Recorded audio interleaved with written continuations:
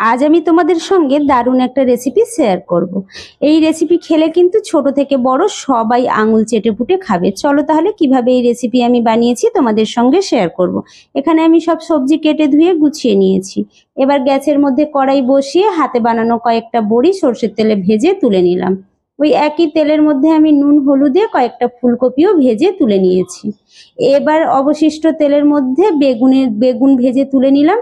বেগুনের মধ্যে নুন হলুদ দিয়েছি, দিয়ে বেগুনটাকে কিন্তু আমি ভেজে তুলে নিয়েছি। এবার অল্প তেল কড়াইয়ের মধ্যে দিয়ে আমি কাঁচকলা আর বিনসটা হালকা নুন হলুদে ভেজে তুলে নিচ্ছি। এবার আমি ওই একই তেলের মধ্যে পেঁপে আর গাজর দিয়ে নুন হলুদ দিয়ে ভেজে তুলে নেব। অবশিষ্ট তেলের মধ্যে কেটে রাখা আলু নুন হলুদে হালকা করে ভেজে তুলে নিচ্ছি।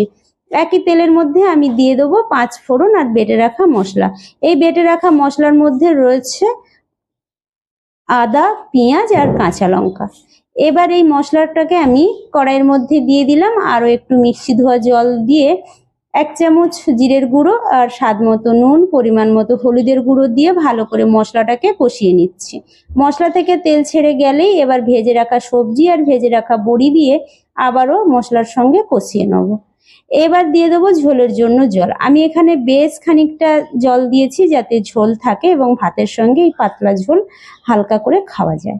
এবার ঝোল ফুটে গেলেই সবজি সেদ্ধ হয়ে আসলেই নামানোর আগে ভেজে রাখা বেগুনগুলো দিয়ে নাড়িয়ে চাড়িয়ে এবার হালকা করে একটু গরম মশলা দিয়ে নামিয়ে নেব।